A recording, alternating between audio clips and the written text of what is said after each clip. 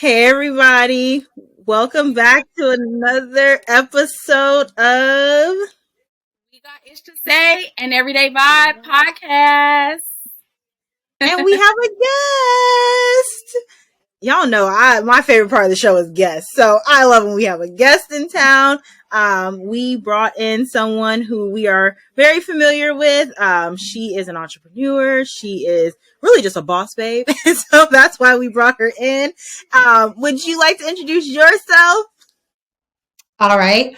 Well, my name is Veronica Fields, and I am the owner of Garner Entertainment, which is home to Garner Exchange as well as Glam It Up events.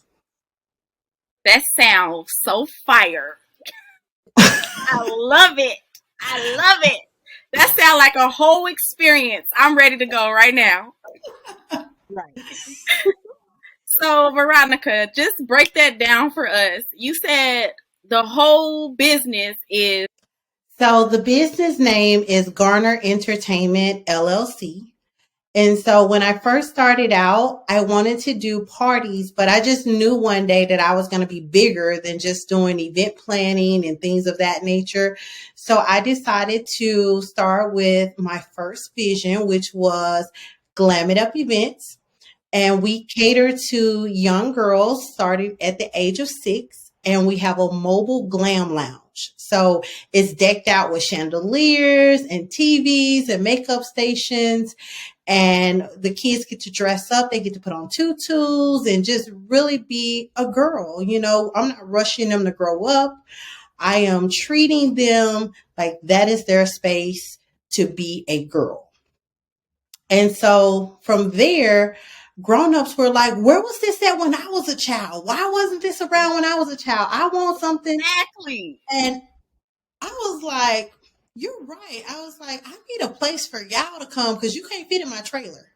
So I decided at that point to start Garner Exchange because I wanted a place where I could throw adult entertainment parties such as paint and sips and parties without being constrained to someone else's space. Yeah. And that's how I came up with Garner Exchange. I love that. That And is I will what's tell up. y'all, that is a space. Like, look, that is an adult playground. And especially for this world of like content and connecting, her spot is an adult's playground. Like, there are rooms on rooms there. Oh my gosh, I love it. Y'all, like, Target is my happy place, but the Garner Exchange is my happy place. It is incredible. So I thank you for, hearing the people and bringing a space to the adults. We needed that. We definitely need that vision for real. I tried. I wanted to make a space where women felt like it's their she shed. Like my trailer is for girls, my building is for women, and it's the sky's the limit. So I just decided why not jump in.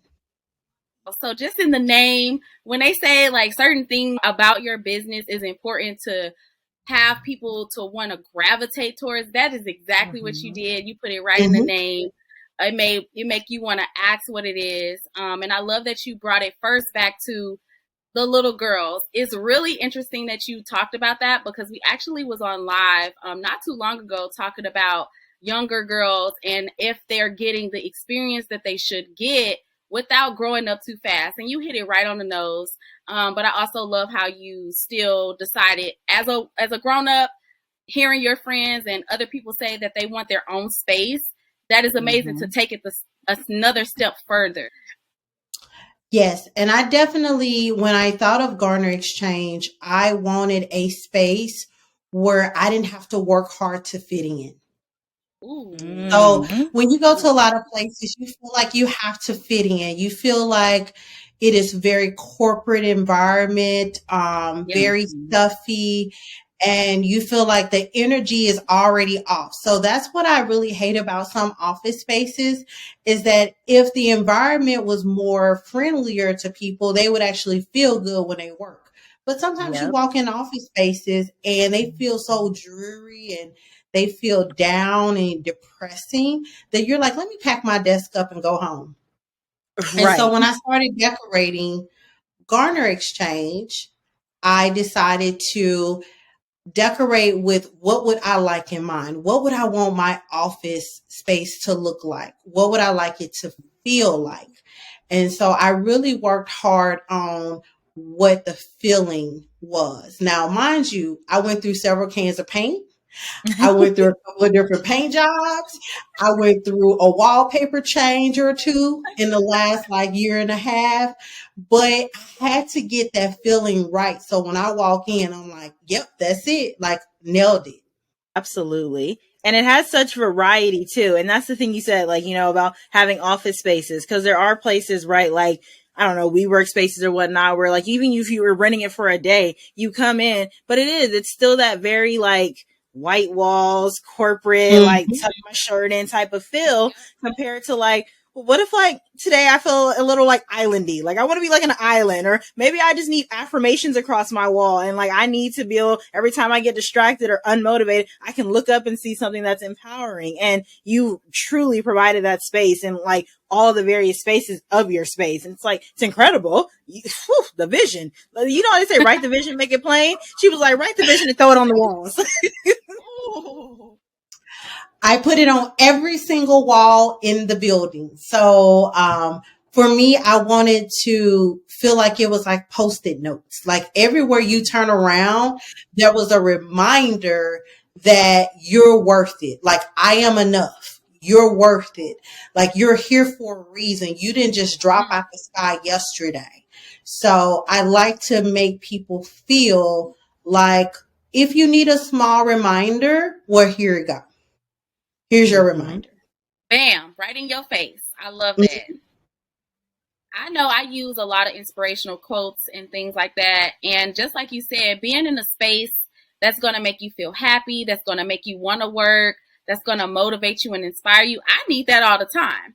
And so when Amanda showed me the space, I was just like, oh, okay. And I'm so excited for this event that's coming up.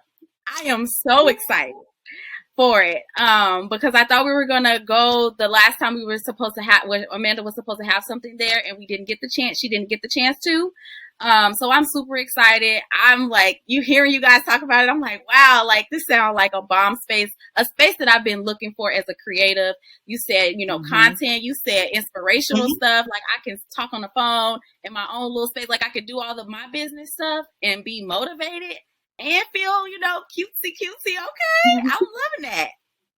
I mean, I'm sitting in the office right now and you can see my backdrop. So like there's at least 10 to 12 different walls you could take conference calls on that would match any outfit you're wearing for that day. So, I'm still building my tribe, you just will say, as far as like co-working space during the week. But I feel like when people come in, their mouths drop because they're like, wow, like I didn't know it was here. And B, like, how can I get on the list for future events? And then C, when can I come back? And so I think it always happens in that order. And I just love for people to feel like this could be their potential new workplace or their getaway. Yeah, The absolutely. vision is so clear, Veronica. Wow. I love that. And so speaking of, since people maybe don't know that you're there, where are you? Where can the people find you so they know where you're at? Totally forgot that. So I am located in Pasadena, California. I'm right off of Colorado Boulevard, a couple of blocks down from Pasadena City College. So very easy to get to from a driving distance perspective. We have a parking lot that's located behind our building. And the great thing about this end of Colorado Boulevard is we have free street parking. So you don't have to worry about fighting for parking spaces or paying a lot to park. So that was one of the selling points of the location. Okay. And how long have you been in this location now? We have been we have been here a total of a year and a half, roughly open, a little over, I would say a little over a year and a half. we spent the first couple of months doing beta testing, figuring out the location, what was the bonus for people, and really just hunkering down because COVID was still going on. So we really didn't want to pull the trigger and open fully. So we spent that time taking it slow and making sure that we had the right formula for sustainability. Yes, absolutely. And so this is really kind of, it's an entrepreneurial endeavor, right? I mean, it's a business and it's your own business. So Right. prior to this, I don't know if you have like another work history or not, but when did you get to this point where you were like, I want my own, like, one, I want to create my own space, but I also want to create a space for others to give back to the community, and I just want to work for me. Like, when did that come into play? I want to say I was 13 years in at Pepsi. I used to work for Pepsi, Wow. and I was pregnant at the time. And I remember, because I have a stepson, and I remember we were looking for a game truck for him. And so the game truck came. It was a black couple, two entrepreneurs. She had a photo booth and he had a game truck, and they were talking about their flexibility, how they're able to both be at home during the week, during the most critical times for their children, and just, really talking about entrepreneurship. And I was like, this is what I've been missing. Like, this is what I want. I want to be able to create that path. So when I do have a child and I need to go to school functions or I need to go to things, like, I've put a plan in place to make sure that I'm not that absentee parent.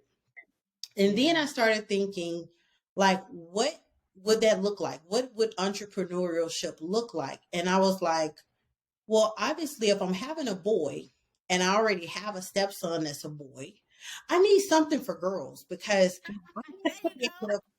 I need to be able to play with Pink every once in a while. And I need to be able to, just really get that feminine energy around me. And so that's when Women's History Month, y'all. Come on now.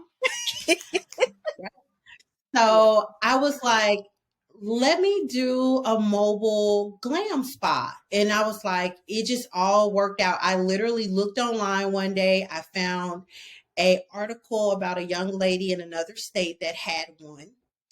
And then I went and found a manufacturer. And I was like, okay, can you make my vision? And he was like, yes, I think so. And I was like, we off to the races. I mean, you already make game trucks for boys. And so naturally, I was like, you can make, let's make this for girls. And so I literally ordered everything that's in the trailer. I know where the wallpaper came from, where the chandelier came from, the makeup station. So I was constantly ordering and shipping to the manufacturer. And we would go to Arizona and look at the trailer as it was being constructed. And so that was really great. We were able to take a family trip to the Grand Canyon on the way to Arizona and just really make it a family trip. And when we first got the trailer, I'll never forget, my husband was like, so I'm expected to drive this? And I'm like, yeah, you might drive it, right? And he was like, when did I learn how to drive a trailer? I'm like, well, you know what? This is a great day. This is a great day for you to learn how to drive. And so we had some definite bumps and bruises in the road as far as, like, just trying to figure out how to park and how to do and maneuver the trailer in the beginning. Where to park it at, because at my house was really great, but neither one of us were expert drivers to be able to bag it in off a busy main street. And people were blowing horns at us and all kind of stuff. And now I put on my little orange vest and I go out there and stop traffic. And I'm like, you gonna stop. Right. This is a trailer. This is a trailer. You're not finna hit my big pink trailer. So I'm gonna need you to just stop your car, blow your horn as much as you want. He is gonna bag this trailer in and we're gonna be okay. And so now he's great driving it now. So we don't have as many issues. But it was just so funny because I have the most supportive husband in the world. Like, he literally learned how to drive a trailer for me, just so he can make sure that the business works. Um, so, just having that family support means everything. A lot of people don't have that. And so, like, when I first mentioned to him I wanted to start this business, he was like, let's do it. And I was like, you sure? And he was like, yeah. He's like, ain't nothing to it but to do it. And I'm like, okay. And now he's like, man, we bit off more than we can chew back in the day. I'm like, right. I'm like, what were you thinking telling me we could do this? We couldn't do this. What were you thinking? Like, why did you say this was a good idea? I was like, what was I thinking self-funding a whole entire business by myself? Like, where was the investors at? Like, I didn't have my business hat on at the time. And so those are some of the things that I would definitely tell, like, if I could do it over again, I would definitely tell, like, myself, like, think about your vision from a corporation perspective, because although you're only starting out with one trailer and you're only starting out with one piece of the business, like, I see so many opportunities. I see opportunities for franchising. I see so many great things. And I wish that I would have started out in the beginning from that standpoint with a business partner, because then the opportunities to franchise would have possibly moved faster, because now it's two heads that are solely focused on the business and not, one person that's kind of dedicated and then, having to bring others along with you. Right. That's good. I love how you talked about two things that involve community, not only just like people supporting you, like your friends and your family, but also like your husband, sharing that business and being able to say, hey, these are your strengths and these are my strengths, and he was able to help you along the way. But then you talked about another part of community that I think a lot of us business owners miss, the investment part. Being able to stretch the vision. Like you said, you wish you would have thought of it before so you could have stretched the vision. And unfortunately, it just seems like without that piece, I'm going to put myself in there because I'm a small business owner. We think so small because we think like, it's just me. I'm just doing this because, of course, I'm passionate about whatever it is I'm passionate about. So I want the world to know it. But also having another person to help me invest in it, make a lot of more leeway for you, and also stretch the vision to be better than you ever dreamed it to be. So thank you for touching on that. Definitely. And I would say the biggest opportunity for me, even with opening up Garner Exchange, was now I see more. Now opening up Garner Exchange, I see that now it's even more critical that I do kind of think at it as a corporate mindset versus just a small business mindset. And primarily it's because when you see the vision of where you can go, you're like, I need someone to go on this vision with me. I need someone to ride this, let's ride this wave to completion. Whether it be, like I said, is it growing the business or getting funding or getting grants? Like the more hands, the more help, the more opportunity for us to impact not only our community that we service around us, but to grow into other communities. I've had people that have visited from other parts of the country, and they're like, wow, if you could only bring this to my city, or if you could only bring this to my neighborhood, like this would work, this business model would work. And I'm like, great, but then at some point we all start looking at our bank accounts. Exactly. And we like, I know it'll work, but that money ain't in my account to make it work. Money talks. So right now, I am in that stage of, let's make sure my business plan is 100% tied up. Let's make sure that my investment strategy that I'm looking for from angel investors and things of that nature is really tight, because at the end of the day, I need to be able to say, here is what what benefit you'll get by investing in my business, or here is what the bonus add of being part of this vision and journey that I'm on. Because at the end of the day, I'm dealing with young ladies that will eventually be women one day. And at the same time, I'm dealing with women who are also in the space of looking for community and friends. Yep. And so by Absolutely. seeing both sides of that coin, I really benefit when I talk to little girls, like when I see that they're having anxiety about school. And you can tell sometimes, because when you look at their nails, you can see how they're biting on their nails, or you can tell like from their skin when they have like real, acne issues, Yes. and when they scratch a lot. And I always try to talk to them and say like, what's going on? Like what's happening? And, sometimes I'll even follow up with the mom afterwards and like, hey, I kind of noticed this in case you didn't notice this, or she kind of mentioned this just to make sure, you know what I'm saying, you're aware of it or whatever, because I feel that it's very important for little girls to be able to notice the signs of stress and Yes. anxiety and things of that nature. And when you see that, you want to just tell the parent, like, you know what? Like, she's stressing about something, even though you may not know it. She just ain't telling you because I can see it, And so it's really great to be able to have that closeness and that impact, be able to give them sugar and sugar them up and then send them back home to their mamas. Love it. I love it. And I love it. I love it. That is funny. I love to You're see like a them. big auntie. Right. The I love. auntie. Yes. I let them walk the catwalk. I let them get as much sugar in their system as possible. I let them pick out their fingernail polish.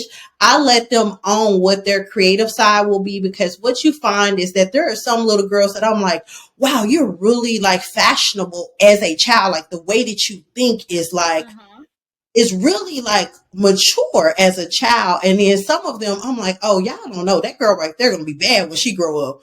Like you can tell the mindset of some of the little girls right off, like how their fashion sense or how they carry themselves. Even at 8 years old, I be wild sometimes when I'm talking to some of the little girls. I think that is so beautiful.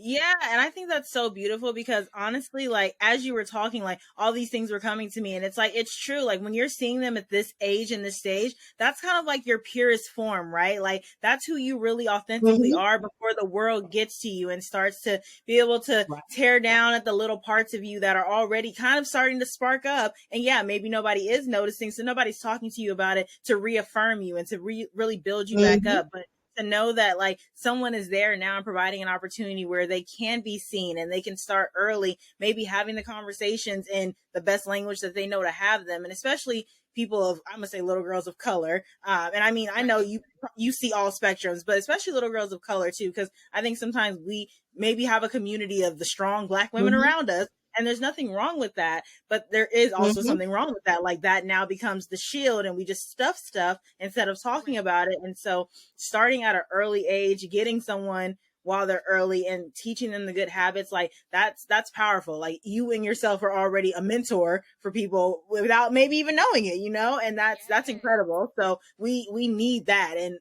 man, your businesses are such a blessing.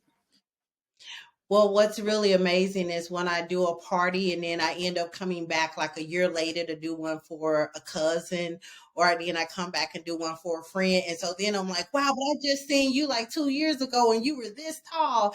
And now you like, you know what I'm saying? So it's just amazing to be able to see the growth in some of the young ladies. And because most of my parties do come by word of mouth, it's 8 girls that may be at the party, but of the 8, somebody else is going to book for their party next year. And it's just an ongoing cycle. Yeah. And it's just really great to be able to see the growth of the girls and see their eyes light up when we pull up in the trailer, because it's just like, it's a moment that you'll never get back. Like when you see that first look and you see them look out the door and they be like, Mom, the trailer's coming. And I'm like, man, I feel like they just want a trip to Disney World. They so happy. You know what I'm saying? And all it is my big old pink trailer rolling down the street. And so I say that to say that dreams do come true. Like, this was something that was literally on my vision board that turned into a business plan, that turned into an actual trailer that being rolled into my front yard. And then I was like, crap, the business has to start now because the trailer's physically here. Mm-hmm. And so another piece of that is getting started. Like, I really feel like just marketing a niche business is really hard sometimes because people don't know where to put you. You're not you're not a licensed spa, for example, or even co-working spaces. People are like, well, what is co-working? Like, I don't understand the ideal of right. Like, people are like, I don't understand what co-working means. Like, do that mean I just come and like, what do I do? I'm like, well, you come, you work with others. Within that time, you're making community, you're building relationships Exactly. and things of that nature. And if you don't have anything to do and you just need to get out the house, I'm going to be here to talk to. So we're going to talk about the world events and we're going to talk about everything else that's going on. And I really kind of started realizing that women need that. Like, the ideal that people are lonely is real. Yes. Mm-hmm. Loneliness is real. Yes. People Yeah. need to be able to get out their houses. Mm-hmm. And And not so, just go to the grocery store or to the mall or to, right. yes, Yeah. communicate, Yes. community. That's beautiful. Loneliness is definitely real. It is a real thing since COVID started. Yes. And I think a lot of people that went remote, they miss the office place. They may not tell you that they miss the office place, but it's not the office place they miss. They miss the ideal of community because they hated the four walls that they sat in. They may Right. have had microaggressions thrown at them throughout the day. They may have had coworkers that they wish they could avoid on a daily basis, or a micromanager over their shoulder all day. So they don't miss those aspects, but they miss being able to talk to their girlfriend right over the wall, which is their work girlfriend, but at least being able to, talk about what did you do last night? Let's talk about the weather, the news. Did you just see this on the news? Like, that's the ideal of community building. And that's the piece that I think a lot of people are missing. I definitely agree with that. I mean, I'm a remote worker now and like I love it because it gave me like that sense of freedom. But I definitely like that's a conversation I've had with other people too. I'm like, they especially for like single people, like I'm still single. And so they're always like, when you're single, no matter who you are, a lot of times you meet your person either at work, at school, or I forgot there's some other place. And I'm like, well, number one, I graduated college twice now. I'm no longer in school. So what? I'm a remote worker. Half of the world is remote now. So we're not in offices. Like, so I'm at home. So I'm like, yo, what do you mean? And that's so true though. But like, that's where loneliness comes into play. You're like, wait, but I really don't see the same amount of people I used to see because I'm not on a campus. I'm not in an office or in a work setting. Like, it's really me, my laptop, and some people outside, I guess. No, for real. I work from home and I'm a social butterfly. So working from home, the first 6 months, it tripped me out a little bit because I didn't understand why I was feeling emotional and depressed. Like, I'm like, what's going on with me? I'm at home, I'm working cool, but I forgot I was not socializing with anybody. It's very easy to stay in the house, not go nowhere, just go to the grocery store, come home, maybe go to the gas station. I don't know. But like, you're absolutely right. And so for you to even think about the community in that way is very important because one, as people, that's what we're supposed to do. We're supposed to cultivate each other, build community, socialize, co-work together, because that's how you decide how we need to further change the world. So that's really beautiful that you did that. And so the one thing that if I had to do it all over again, if I really had to do it all over again, although I love my space, I feel it was a great start and it is a great start. But I know that, again, because I got these vision boards. So I already know what's on my next vision board is to get a bigger space. I feel like continue the revolution in my head, like I call it a revolution I'm on right now, of changing the way we think about community, because so often we think our community is the people that, are next door, the people that we work with. And that's not community. Community building is really understanding, like, do you know your next door neighbor? Like, beyond just seeing their car pull up and pull out, do you know their name? A lot of people in California don't even know their next door neighbor. No, they don't care to know them. I'm not used to that. I'm from Missouri. We at least know what the girl name is, and we know her work schedule. We know, like, girl, something going on here. People don't care. They don't give a flying. And I'm like, what is up with that? But I guess it's just a community thing, right? And I'm originally from Memphis. Oh, so same thing, right? Same thing, right? Like I knew who was the captain on the street from the neighborhood watch, who lived right across the street from us. So there was nothing you could do and nothing you could sneak past anybody on the block. You knew every parent's name, you knew every neighbor. And so when I got here, I was like, man, people are so standoffish that by not building community, that's why we also have a generation of kids that don't feel like they need to respect grown-ups sometimes, because when you are raised in a silo and you don't talk to your next door neighbor, so when your next door neighbor see you're doing something wrong, back in the day, your mom would be like, Janice or whoever can tell you to stop doing what you're doing, because he's a parent, I'm a parent, and we all looking out for your best interest. And when I got to California, it's like, it's a free for all. What's going on with people?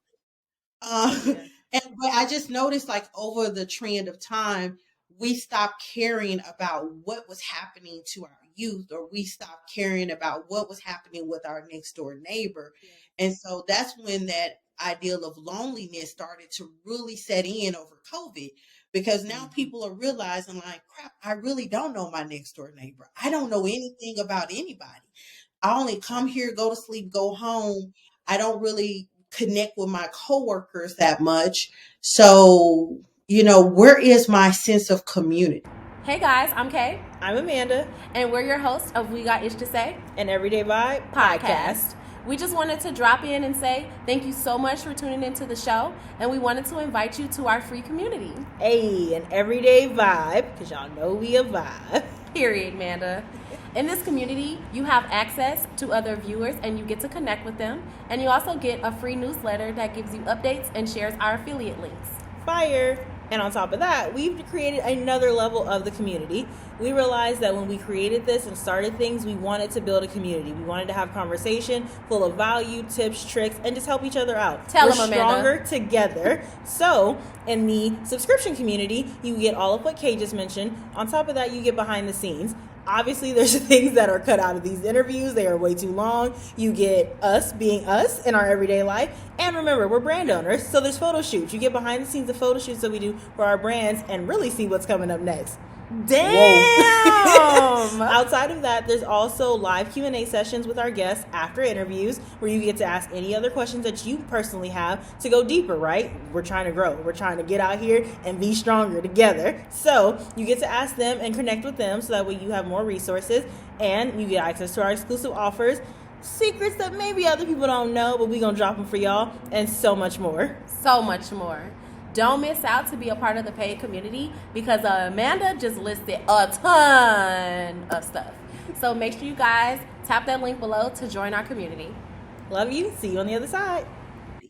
And so for me, I decided to really start looking at what type of programs, what type of activities and events. And so I recently had an event for Forever Friends Over 40. Because right? Like, I was like, you know what?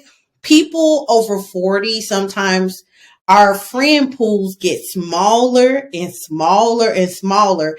And it's natural, right? Because you've graduated, you've gotten married, possibly by this point, you've had kids, you've moved across country. your friend base is probably more spread it out than before. And so you need sense of community in the state you live in, maybe even in the city you live in. Yeah, And right. so for me, I wanted to focus specifically on San Gabriel Valley. So that way, if you wanted to call up somebody and be like, hey, I want to have coffee, you're not looking at me saying, girl, that's an hour and a half for me to get there. Okay.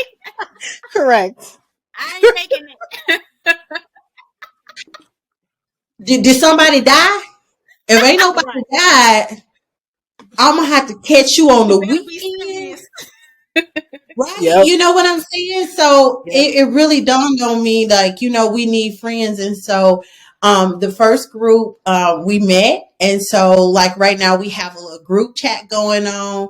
I check in with them. We already have our first outing plan, a brunch Yes. coming up. And, my whole thing was building community, right? And it starts with you leaving your house and coming out. And I know it hurts because people are like, girl, I could do so many things on a Sunday afternoon or this, that, and the other, but you still are by yourself. You're no longer going to see your PTA friends. Let's just put that to the side. Them PTA friends are gone. They're moving on. No. The Yep. sports moms are moving on. You know what I'm saying? Now, you have to build that new community for, what I'm saying, whatever it is, whether it be like, I want to be a DJ. Well, okay, you can be a DJ at 50. There's a community out there for you. You just got to find it. Don't it feel good to be able to call up somebody in your neighborhood and be like, hey, you want to go hike with me? Hey, do you want to, let's ride share and let's go down to Santa Monica Beach and take pictures today of the ocean, or let's just go and do Netflix and chill at the house and grab a bottle of wine and we just pick a movie. Like, you don't really Yep. get that anymore because you just have so many people that are just really not connected. So I'm trying to build more activities that are based around building community. I love that. Yes. That is amazing. I was telling Amanda, because you said you're from Memphis, I just got to ask, and I know you're a little bit older than us too. So I was telling Amanda, like, I had a lot of community as a child growing up, just like little girls that I played with. We used to jump double dutch together. We used to go to the mall together, just like all these things. But then just in my house, we communed in the bathroom a lot. Like, all the girls will get in the bathroom. People will be doing their hair. People will be like, oh, they're getting dressed. Like, just being in the mirror. Like, because the mirror was so big, that was just like a community space. And like, I know, like, even in middle school and stuff, when you go to the bathroom as girls, you're all just like, so it was like the same kind of thing. But it was just interesting that you brought that up. It's like how the communities change, the dynamics change as you get older. You're absolutely right. They start to spread out. They start to change. I know my mom, she's in that bracket where, like you said, that circle is getting smaller. We're all doing different things. So it is very important that you have those communities that make sense for you in the spaces that you are in your life. And the good thing about it is that you can build community, but it takes effort. And I think a lot of people forget the effort part. It's like, okay, I'm just going to go to one networking event and I'm going to hand out 10 cards. And naturally, I'm going to get 10 calls from a networking event. And it don't work that way. No. Like, Right. you have to cultivate relationships. Like, you have to pour water on them. And when I mean pour water, you have to give it life. Like, you have to reach out and call and say, hey, what are you doing? Hey, is everything okay? Like, you have to keep that constant communication. When I used to work in transportation, I would only really like focus on vendors. We're not just talking about business, like we're talking about kids and we're talking about life. And like, they're not just calling us, hey, can I get your business? Hey, can I get your business? Right. It was, hey, you know what? Here's the value add I can bring to your business. And then on the top of it, I want to know who you are as an individual. You know what I'm saying? So now we're not just all focused on if that relationship in the business change, you're not going to be like, well, you're no good to me. I'm just going to toss you to the side. Like, I still talk to vendors that I had 10 plus years ago just because we naturally became friends. and not just, they were there to serve a purpose at that time. And I think it's all about how do you go about building that? And it's pouring water, it's nurturing the relationships, and just really saying to yourself, like, is this something that is important to me? And if it is something important to you, then you need to nurture and develop it. If it's not, then drop the card off and say, I'm looking for your business, and have a nice day. Right. Ding. I'm so glad you said that, because that's exactly what I was thinking in my head too. I was like, honestly, like, I don't think we know how to nurture relationships anymore, because we do. Like, we'll call it community because we're around a certain amount of people all the time. But then do we even really know those people? Like, I'm guilty of this myself. Like, we recently, like, Kay has a roommate. We're all really good friends. We hang out all the time, right? Like, I would consider them my community. But literally, we played this game and it asked a question that was kind of deep. And I was like, I had to look at her roommate and was like, wow, I've known you for almost 2 years now, and I can't even say that I really even know you on that level to say that I know the answer to that. Like, yes. And like, I was like, that doesn't feel good. Like, that's crazy. So like, do we even know how to nurture relationships and have like these real deep connections and bonds once we're put in settings that can set us up, to have connections? I'm like, do we know how to carry conversations anymore? Do we know how to ask the proper questions and like really just have that empathy? Like, where do we lose that along the way? How did we get so caught up in, I don't know, making the next business deal or making the next move that we lost like the human connection? Where did that just disappear to? Yes. Yeah, no, definitely. And the funny part about it is that someone asked me, they were like, so where are you going to find a business partner at? I'm like, business partners have to be developed. You don't just drop out the sky, because here's the thing. If you're not as passionate as I am about, taking care of your business, nurturing your relationships, and doing those things, then money is a substitute. And we all know you can do a lot with money, but what you can't buy is passion. Correct. Right? You cannot buy passion. So if you're coming in and you got the money part, but you don't have the passion part, then when I'm telling you about all these great things I want to do, you're looking at me like, how are they financially going to translate to the bottom line? And some things don't translate. They are just a value added service to the customer. So, for example, if someone books at Garner Exchange and they're like, girl, I forgot the plates. I'm like, oh, I got plates. Yes. Someone say, I forgot serving utensils. I got serving utensils. I keep extra. Yeah. I make sure that I have the things that are needed. So when you come, you're not like running, and it messes with your energy for your event. It messes with your energy, because when you're all over the place, you're not focused on what you need to be focused on. And so I try to make sure that, like, I think ahead. So if I know that, you're going to serve a food item, or you're going to need XYZ, I call ahead in advance and say, do you need anything? Because I'm heading over to the building. And so I'll even stop sometimes and pick up stuff. And they're like, hey, can you, stop and pick up this? I'm like, cool. I'm like, because that's all part of value added service in order to make your event memorable, versus me saying, well, that's going to be an extra this or extra that. Yeah, I mean, there's definitely some cost associated with it, but it's more about the service that you're giving, and you're not worried at that moment how it's going to translate to dollars. You're worried about how they're going to share your business with other people. Was the experience great? And when they say like, yes, I would love to come back, I'm going to book something here in the future. That's what I want to hear. I don't want to hear like, I asked her for something and she was just like, that'll be $5 additional for each person. And then you have to take that side, because you're like, really? Like right now is not the time. Like I'm in panic mode and I need something.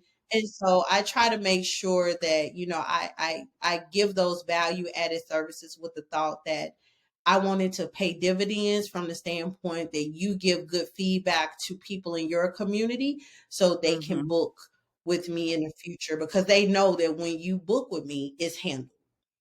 Yeah. The customer service piece is important when you have a business. with the other business professionals that you work with and the people that you serve. Mm-hmm. And it's a whole lot of businesses, big businesses and small businesses, that just do not know how to be professional. They don't have good customer service. And like, it's frustrating because Exactly. nobody want to spend money with you if you don't know how to be professional, kind, empathetic to certain situations. That this is a situation that is going to happen, and you have to have that empathy. You have to be able to have good customer service, so people not only want to buy from you, but just one, because this is the face of your business. You want to have a good reputation. You got to have some good customer service and professionalism.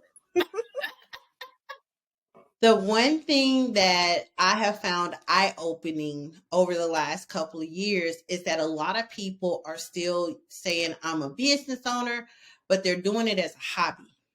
Ooh. And I call it a hobby because when you're running a hobby, you can pick a hobby up and put it down.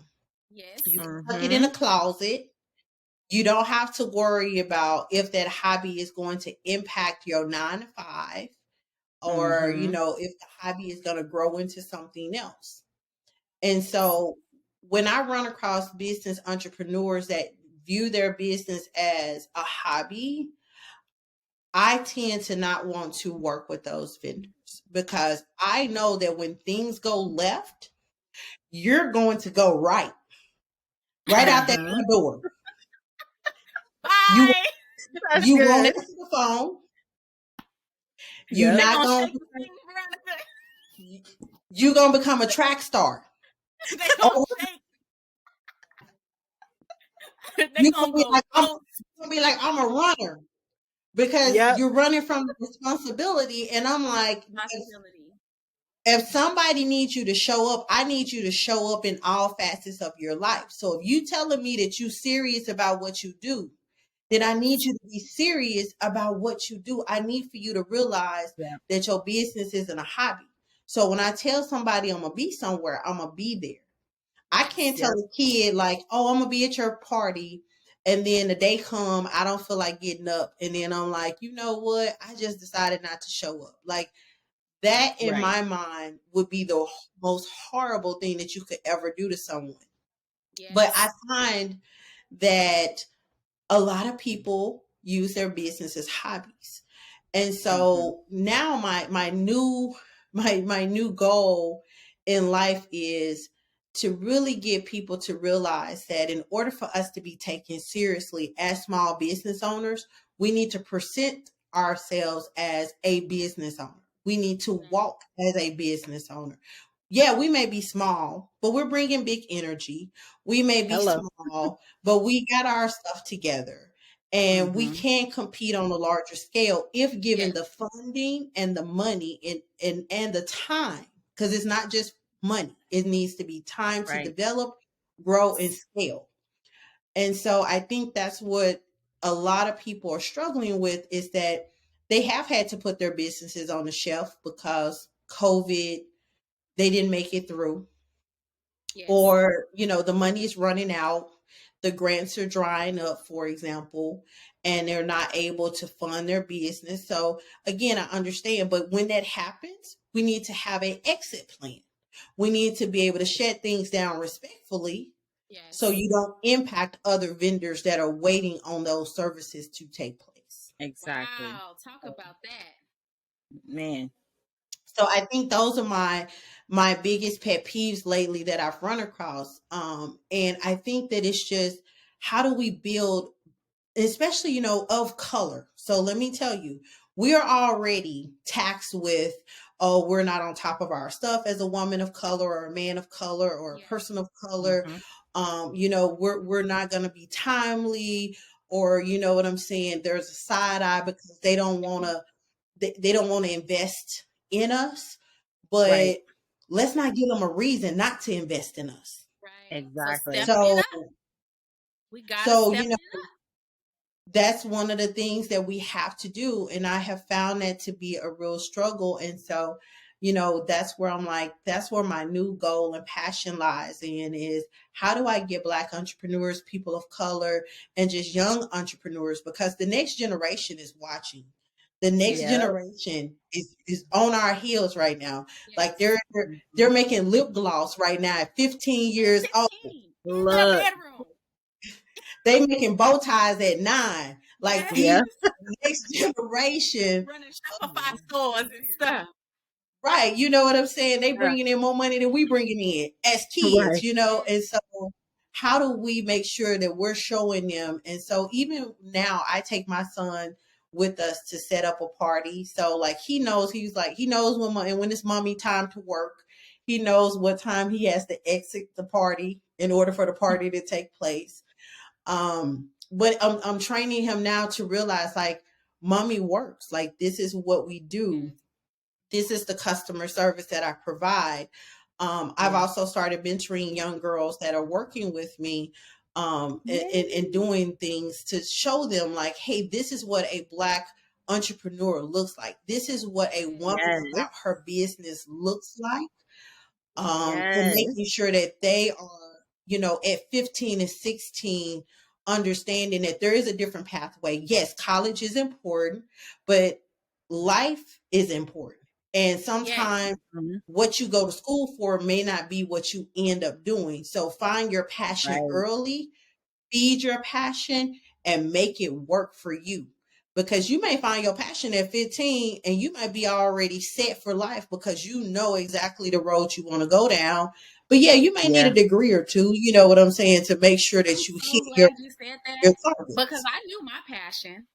And if somebody would have cultivated that when I was 9, 10, if I had that cultivated, I wouldn't have to not right now try to figure out, okay, how I'm about to do this real quick so I can, Mhm. be where I should have been if that was Mhm. cultivated. But instead it was go to college, go to college. And I tried to cultivate that through college. But sometimes, like you said, what you end up doing for the rest of your life, it's not going to be the same. And making sure too that we're not telling people you can't do that, because like Yes. even now when I tell people what I do, they're like, so you left corporate America, you started businesses. I said, now don't get me wrong now. The hustle is still in me. If I need to go pick back up a corporate job tomorrow, I will, because I Yep. have the ability to still step my toe in that pool, get a Yes. job, and still have financial ability coming into my household. Mm-hmm. But that doesn't Right. mean that I am going to impact my business that I have going on, because remember, every time God gives you a plan, he also gives you a revision to the plan. And you got to figure out what that revision is. So that may be you need to hire somebody. That may be you need an admin. You may need a content person to take over some of the things that Right. you're doing on a day-to-day basis. But Yes. again, you have to make that revision and still keep your business healthy, because at the end of the day, those corporate dollars are great. Don't get me wrong. We love those corporate dollars. Yes, we do. But but at the end of the day, if that's not your passion 110%, and you have another passion, that's fine to go follow your passion. But I also tell people you can do both at the same time and nurture them. You can look for Yep. jobs that give you certain aspects of your passion. Now, they may not hit everything on your list to say that, you're going to get everything that you get in your side business, but you can have jobs that align perfectly with your passion and vision. And a lot of people are like, no, I can't do that. Like, I have to be this at work, but I really like doing this at home. And I'm like, but your soul is dying 8 hours a day until you Right. get Yes. home to work for 4 hours. How does Yep. that work? Like, Mm-hmm. if you don't like what you're doing, your soul is physically dying 8 hours a day because you're doing something that is pushing your body into a stress mode. Now you're Yeah. stressing because you're like, man, I hate getting up going to work every day, or I don't like my people that I'm around on a daily basis.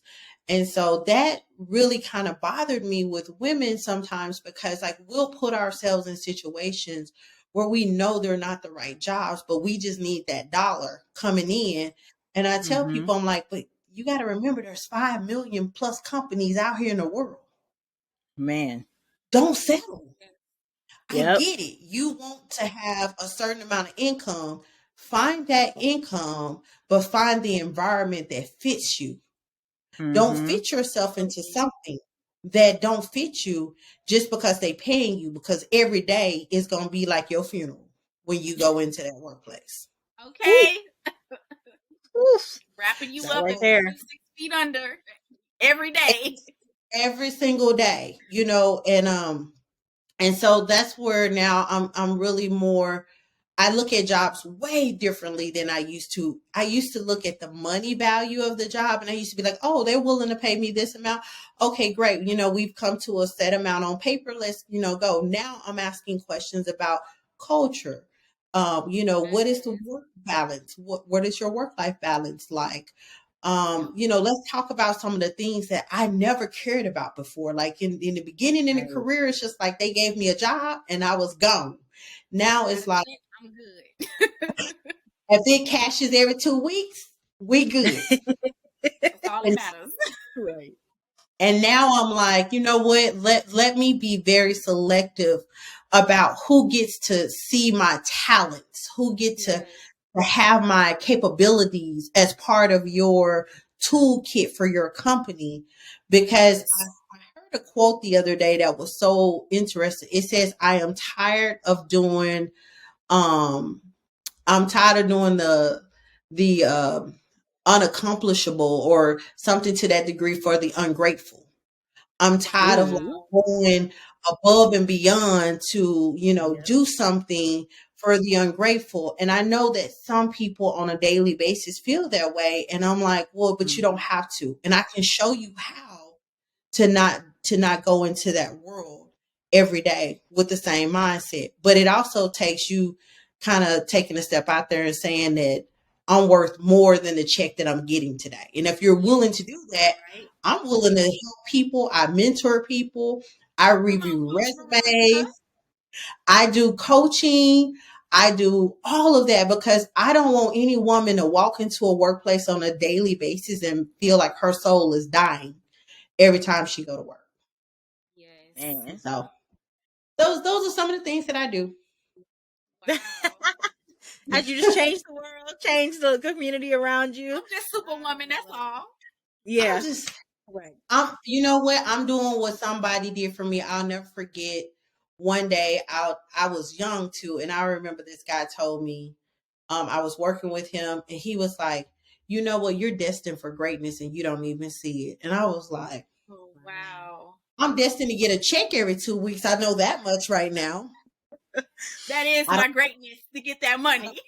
I don't know about the greatness part, you know what I'm saying? But fast forward now 12 years later, and I understand what he's seeing that I didn't necessarily see at the time is that we have the opportunity to impact the world, but sometimes we play very small. And Ooh, so don't now, we? right, Ooh. like I'm like, I don't play small anymore because I'm like, play big or go home. I'm like, you know what? I'm not saying that I'm going to go bankrupt 10 times and then, the business is going to work on the 11th or nothing.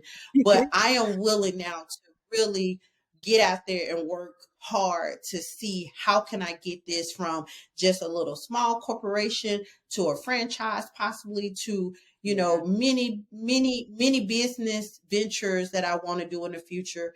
And that starts from you just really thinking that you're more than what you see today. If there was a job in the government that was called like the officer of happiness or officer of community, I would be that person. Um, I know that's right. Dubai actually has a minister of happiness. And so I remember hearing that Wow. on the airplane riding over, there's an actual job called minister of happiness. And I kept telling my husband, I'm like, I want this job right here for the United States. We need to create a minister of happiness because We do. I'm Look. like, We that is do. something that we have lost. We have Yes. lost our happiness. We've lost our ideal and about just how do we like live? Like we were not put here to merely survive, but we are now being Man. put in a situation to merely survive. Consumerism and then the whole like being a robot, like just like fast is just causing so much confusion and stress on our bodies. We're doing, like you said, we're doing things that we're not supposed to be doing. Mhm. Hey, first of all, you're waking up stressed. You're brushing your teeth stressed. You're driving stressed because you don't want to go. And then you're literally dead at work because you're like, every 5 minutes you're looking at the clock like, I'm still here. Like, that is stress, and it's not okay for you to do that. You shouldn't have to force yourself to do anything that is causing you that type of pain, like, at all. They're already talking about moving the retirement age even higher than it is today in order to save 75? money. What Girl, do we do? they want you in your grave when you Right. retire. I mean, and that's just 80, facts. 90. It's just facts. They Like, want y'all living to be 115? Y'all are. I Y'all mean, work. one of the candidates recently just said, she was like, well, you're in your 20s now, it's I can't imagine somebody in their 20 thinking about retiring at 60, but I'm like, but why though? Why can't you? Like, why would I need to be forced to work my entire life? That's why we want to retire at 45. I've been working since I was 17. It's time to be 45 is a good number. You know what I'm saying? Right. So the ideal of, you having to work, you know what I'm saying, till you retire, that puts stresses on the system, because now you have older employees that even if they are changing jobs at 55 or 60, what job they gonna find sometimes, because ageism is real, discriminatory practices are real against older employees. And so now you're pushing people who thought they were transitioning into retirement, you're pushing them to now transition back into the workforce for a longer period of time. And that puts stress on the whole entire system as a whole. Mm-hmm. And so I think that we as people kind of forget the happiness part, because like we don't think about, what do people do for fun? I mean, literally most of the individuals I know have one side hustle plus a job, or two side hustles plus doing some freelancing work. People are out here literally having to piece together income from multiple streams in order to just live. And I don't think that's what we were designed to do. Our bodies aren't designed to work that many hours. No. Stress and anxiety is through the roof. Teen suicide is up. Skyrocket. Children are pressured now at early ages to conform to the social media standards. So if you think about it, it's like we've lost our happiness. So if there was any job in the government, and I'm just pubbing for this, I would be the first one to test it out. I would be the minister of happiness, and then we would figure out how to create community, and we'll start having, more time to focus on that. And I think we've lost that ideal of focusing on what happiness means to us. People fake happy out here. It's just a mask. Everybody's wearing a mask every day, and it's sad. It truly is. So that's why we appreciate your space, because you constantly have events that bring people together. Like, I have ladies on my Instagram right now that like I still talk to from like paint and sip nights and stuff that you've had at your event. So you got my vote for Minister of Happiness. Yeah. I'm supported all the way. We're going to write that in on the next presidential ballot. We're going to write that in. And we're gonna make a new line. They're gonna be like, we just got 2 votes for a minister of happiness. We're like, hey, I'm growing already. Yes. Right. I'm doing it. But you know what? I'm not gonna say necessarily do I want to retire early. What I can say is that I want to be able to continue to do the things that feed my soul. Not necessarily retire because, you know what I'm saying, I'm just trying to get away. Because again, that feeds the ideal that what you're doing is something you don't want to necessarily continue to do. Absolutely. And you have this ideal for your life. And so what I want to do, instead of you shifting your thought to retirement, shift your thought to what are the things at 45 you want to do to bring you happiness to your life, and what are the passions that you want to follow. And if you start now, that could be part of a job. You know what I'm saying? So when 45 roll around, you like, no, girl, I ain't quitting. I'm writing books every week, or I am doing Look. podcasts every week, or I'm Yep. doing, you know, I'm flying here, there, everywhere. Like, this is my job. Like, I love what I do. And so view it as retirement is not being a death date, but it is the reawakening to what, you know what I'm saying, those passions are. Ooh. Yes, I love That's that. good. Thank you for I that love new that. perspective. Yeah. Yeah. I used to have employees that would retire, and I would always ask them, what are you going to do day one? Like, what is that day one going to look like after retirement? And they would be like, I don't know. And there is some stress that come with that. I don't know, right? Yes. Because it's like, well, what do I do for the next 20 years? Do I just sit and wait on death? Right. And you shouldn't have that feeling, right? It should be like, okay, I have a game plan. Because if you don't have a game plan, then the stress is going to creep up on you. The anxiety is going to creep up on you. You're not used to sitting at home 8 hours a day. You're used to being out and about. And now your life, that's when depression starts to set in, because you're transitioning into a world that you wasn't in before. Some people don't even know what their husband look like 8 hours a day, right? Now all of a sudden you got somebody sitting on the couch looking at you 8 hours a day. You know what I'm saying? Like, you know, it's a lot. It's a lot to take in, you know, for a lot of people. And I always say, like, you know what? Make sure you have a game plan, because what you don't want is two individuals to both be retired, trapped in the same household, looking at each other like, where have you been for the last 20 years? The same place you been? Right. At work. At work. Yep. And you probably don't even like that person. Like, dang, I don't like you. Right.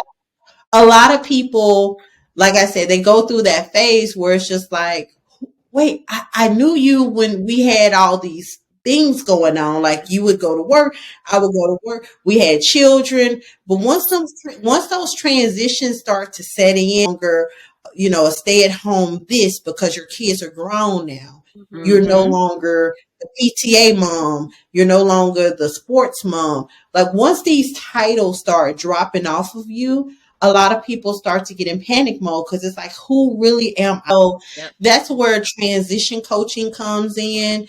That's where building your community comes in, because now you need a community to match this new life. Absolutely. I love how this whole conversation turned into about community, because we talk about community a lot. That's why we started the podcast.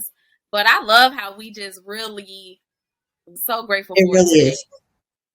Because we gotta get better at it, especially with the new generations and all the things that they're gonna be, the stuff that we're doing now, they're gonna be doing for us. And I don't want them to half-ass it on me now. Don't have it,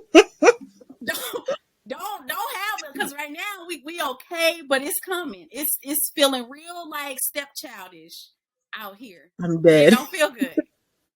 It's feeling like people are so bogged down with just the rat race on a daily basis that they're not able to see the beauty of life. And so a lot of people just don't even see why life is worth living. And so we need to be able to give them that passion back and that drive to say, you know what, I'm going to call and check on you because I haven't heard from you in a while. And B, I'm calling and checking on you because something don't seem right. Are you okay?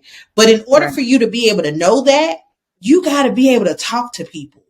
You got to be able to make a connection with people. And you just never know. That one phone call you may make may be the phone call that can prevent them from doing something that they shouldn't do. That one phone call could make the whole difference for someone who may be suffering. But again, a lot of people suffer in silence. We put our makeup on, we look beautiful, and then we go home and then we take it off and we realize that we're back in the same shape that we were before we left out the door. But the difference is when you have a community and when you're able to be transparent with it and really, you know, share your struggles without being judged, you can actually get help. But so often we feel that we can't share because we're going to be judged by our community. And I'm going to be honest with you, people of color, we got a long way to go. Yes. We Look. We stay in church. We do. The judgment is so real. But judgment is real. And instead of you saying, what can I do to help my sister? It's like, did you know so-and-so doing this and so-and-so doing that? And here's the thing. If she called you and she asked you for help, she didn't tell you to be the news at 11 broadcaster to go tell everybody in the community she What's needed going help. on? Right. Exactly. She's asking for help. Yep. So I think that a lot of us tend to not want to open up and really build because we're afraid on how once we drop the thin veil of, you know what I'm saying? I'm okay, girl. I'm doing good. I'm the strong friend. Once you drop that strong friend act, they don't know how to act. Nope. They like, wait, but you was a strong friend. Yes. You didn't need nothing. What you mean you hurt me? What you mean you feel something? What you mean you need me to listen to you? You supposed to listen to me. Right. Like, you know what I'm saying? Like, like you the one telling me to dump him and I'm telling you, you know what I'm saying, how perfect your life is. And, you know, just from the outside looking in, sometimes things aren't what they seem. And so I think for us as women of color, we tend to wear the cape very well. We wear the strong woman badge very well, but in reality, we're not. And in reality, we know that judgment is real in our community and we have to get past, instead of being judged, how do we get to a point of being able to share authentically and share from a place of empathy for each other? Not just, you know, oh, girl, I'm going to give her some money because she needs a little help. No, you're not giving to her because she needs help. That's your friend and you're supporting her in her recovery because her comeback might be better if you help her. Right. But her comeback can be great if you sitting over here sharing her business and being, you know, what I call a frenemy behind her back. You know what I'm saying? And we operate like that sometimes. And so again, I'm not just saying that it's certain groups, but we as women, because we wear that strong cape, that strong woman badge, we tend to be worse at dropping it and letting everyone see our vulnerable side. Yes, ma'am. Absolutely. So we talk about that all the time. Kay. Me and Kay be having to get it right because I'm the strong friend. Yeah, exactly. I am the strong friend. And I need help. I do need help. Lord, look. I'm retired. I'm retired. Look, so and I love that. I'm a retired strong friend. I ain't the strong one no more. No, and I love that because yes, and I have another lady. Sometimes I don't know why I'm crying, but it's coming out because when you don't, you're gonna be hurting. You're gonna be stressed. You get it out. Right. You need to cry. You need to yell it, scream it, talk about it. I used to be that one too. Not no more. My back hurt. I'm dead. Okay, well, I'm gonna keep working on it, and then we're gonna come back on another episode. We're gonna talk about how I'm reformed because you letting it go today. You got two people that's telling you it's not worth it. My cape is still on. Like I'm loosening it a little bit, but it's still on. So we'll come back and I'll be reformed. On, but it's tied around my waist now. Okay. I'm dead. My cape is laying on the chair. I don't know about y'all. My cape is collecting dust because I realized that being strong was actually breaking me down. Yes. So instead of me trying to be that strong person and just, you know, making people believe like, oh my gosh, no, everything is great. Everything is awesome. You know, I'm like, no, like today I'm having a rough day. Like today, like I'm looking at, you know, invoices and I'm looking at, you know, revenue and I'm looking at, you know, what needs to get paid. And guess what? It ain't, the math is not mathing. And I'm not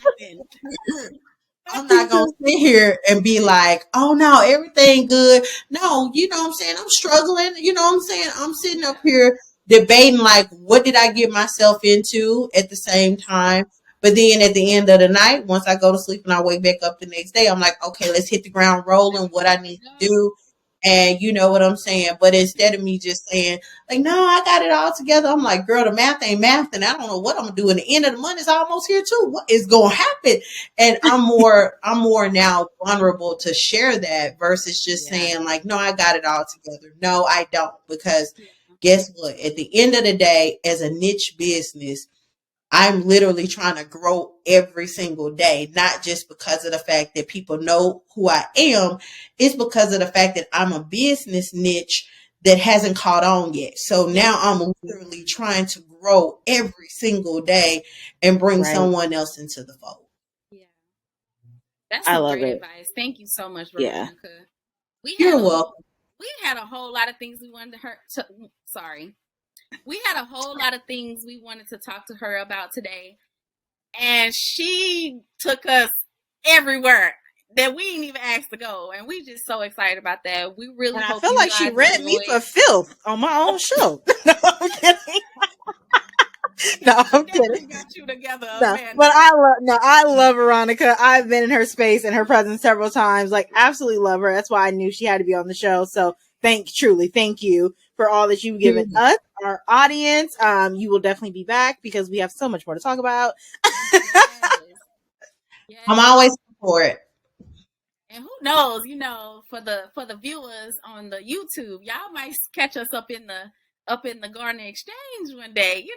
We're gonna be in one of them rooms doing a little episode with Miss Veronica. We really appreciate. We may have to go live. Hey, now we can definitely go live. We have some really good conversations that kind of sometimes get expanded when we go live. So I love this. This has been incredible. You dropped all the bars, fires, nuggets, like sheesh, just cleaned up house on the show. That's cool. We appreciate that. She just cleaned up the house. She really did. I just try to wrap it up to the standpoint of, we can do so much if we just come together, because there is definitely unity in community. That's a whole conversation in itself. And I have so many things that I want to say, but it's okay. I'm gonna just have you come back again. Like, seriously.